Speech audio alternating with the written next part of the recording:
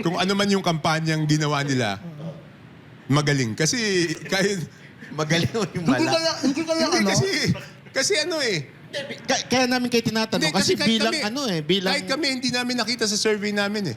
Kaya nga sabi ko, hindi ko ang dami nagtatanong sa akin paano nangyari, hindi ko masagot Hindi, eh. ganito. Lagi, ako kasi gumagagabag sa utak ko na eh. Actually, lagi ko lang pinapost about paano nanalo si Juan Aquino at si Kiko Pangilinan.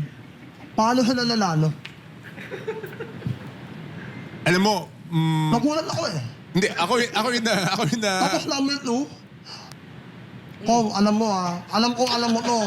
Si Juan Aquino, hindi lumabas ng bahay yan. hindi ko alam. Hindi lumabas niya para mamapala. Hindi lumabas sa Facebook survey. lang yan.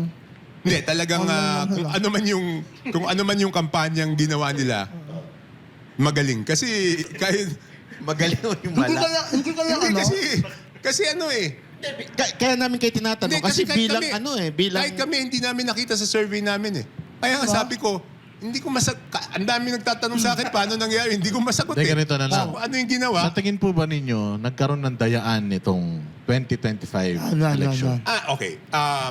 Mahirap magsabi ng may dayaan unless may ebidensya eh, di ba? So, in the absence of evidence, we will have to assume that it is regular. Kasi pag sinabi mong may dayaan o wala kang ebidensya, hindi lang naman yung pagkapanalo nila ang quini-question mo eh. Quini-question mo yung buong process. hindi lang, lahat ng nanalo, quini-question mo. So, mahirap naman magbintang ng ganon. Pero honestly, talagang, di ba hindi nga namin nakita sa survey yun? Paano nangyari yun, di ba? Diba? So, magaling nga yung... Kahit ako eh, hindi kaya ito wag sasama na huwag mo, baka yes. magkanin na naman sa akin. Hindi. Hindi kaya ano yan? Line up niya talaga yan? Or, Hindi. Baka- Definitely hindi. Kasi nagulat kami. Nagulat ako sa kapit niya. Nung pumulipin niya, may time matalo. Hindi. Definitely, hindi namin Kasi sila... sa nangyayari ngayon, mag-alyansa na kasi si Marcos kasi na yun. Parang definitely hindi. Kulit kasi lahat na yun. Definitely hindi... Wala, never ko sila nakausap. Kaya ikaw, ano masabi mo kay Kiko? Panlima siya eh. Ang galing. Hindi. Panlima eh, no? Kumain ng Sili. May mahirap yun. kumain sa plato ng Sabaw. ahon eh. Ang galing. Hindi ba? Okay, ganito ha. Siyempre nagulat tayo. So later on, iniisip ko, bakit nagkaganon? Alam mo, ang possible reason is, baka kasi nag-aaway, yung mga, let's say, ayaw kay BBM, ayaw sa Duterte, saan sila pupunta? Pwede. Wala naman silang ibang pupuntahan kung hindi yun eh. Pero malabo kasi hindi naman ang kampanya nanalo eh. Hindi ko alam. Mahirap lang kasing Kasi, siyempre, tumakbo rin ako. Eh kung question ko yung proseso, di parang, question ko rin yung, di ba? Parang, Pero kung hindi pa ba sapat na ebidensya or hindi ba maituturing na ebidensya yung 18 million na overvoting, hindi po ba maituturing na parang may nangyari talagang dayaan ng election? okay, buti na tanong mo yan. Natatandaan ko, 2013 elections, presidente ako ng una nun eh. So parang may nagsasabi sa amin na may pattern yung voting. Na parang 70-20-10 yata nun eh. Parang 60-20-10 eh. Pero hinihingi ko yung ebidensya na pakita mo sa akin. Wala mailabas eh. So para sa akin, para mag-akusa na meron na may dayaan nang walang ebidensya, ang hirap naman, di ba? Parang magiging irresponsible na. Baka doon nasabihin na, sour grapes ako, o natalo lang kasi mga kandidato niyo, kaya mo sinasabi yan. So, Pero kung may ano ako, tungkol sa ngayong election. Bumabagabag pa ulit Hindi, sa wala na. Hindi na. Gumapagkapag ko rin talaga eh. Pero, ang tagal mo hindi nakatulog hanggang ngayon. Hindi ka makaget over. Kasi lagi kong inaawal ko kasi yung kalaban eh. Ako nakahiya ako, lalo naging number na yun eh. Ano naging number na no? Lalo na sa Kiko, panlima. Maniniwala ako kung ano yung 40 yun eh. Maniniwala Hindi, ako. pero Panlima siyempre, eh. Kulang dapat ako eh. siguro igalang na lang natin kung ano naging pasya ng tao, di ba? Ito At pong in the eh. absence of evidence.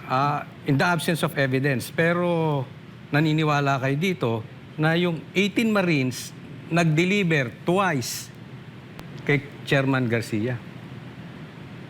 Ayun, wala akong personal knowledge. Oo. Wala talaga So akong sabi nyo may personal- pinapaniwalaan kayo, merong hindi. Yun, siya. wala akong personal knowledge. So hindi ko masasabi na totoo. o Kasi hindi. ano daw yun, nag-deliver twice, 2 maleta, before And and after. after the election. Hindi. Maganda siguro talaga kung hearing ninyo. Para matanong ninyo at malaman natin ng tunay na Sige, ebidensya. kausapin ko muna si Attorney Levy para malaman natin na sabihin ko na sa kanya na there's a risk na makontempt yung mga yan. Si ano kaya mas ma-interview namin si speaker, dating speaker?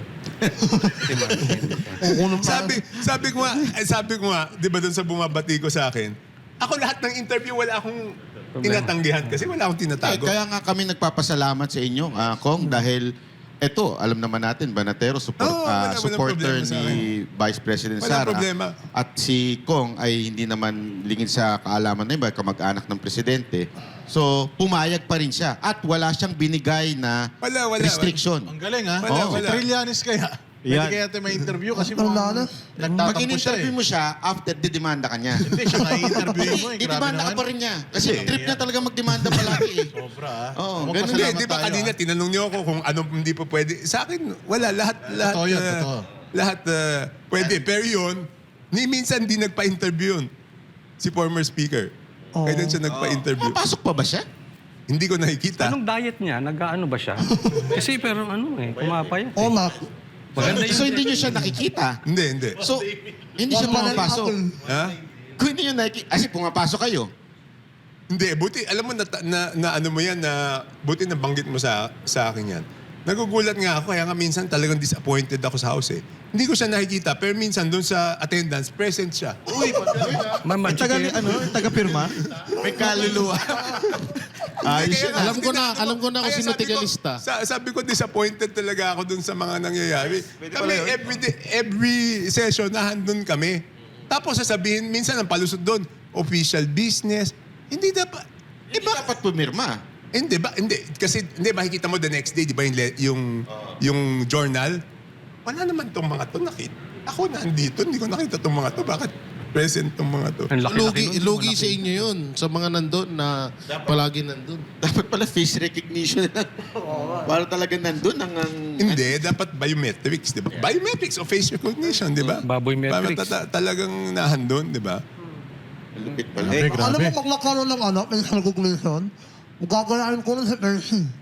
Ano? Sorry. Di ba, so, unfair eh, di ba? Kami pumapasok kami doon. Si Kong Sandro ba? Pala pasok, pala absent. Hindi, in fairness, nandun yun everyday. Ah. Everyday. Oh, nandun yun lagi. Masipag naman yun. Ayun. Nandun siya Okay. lagi.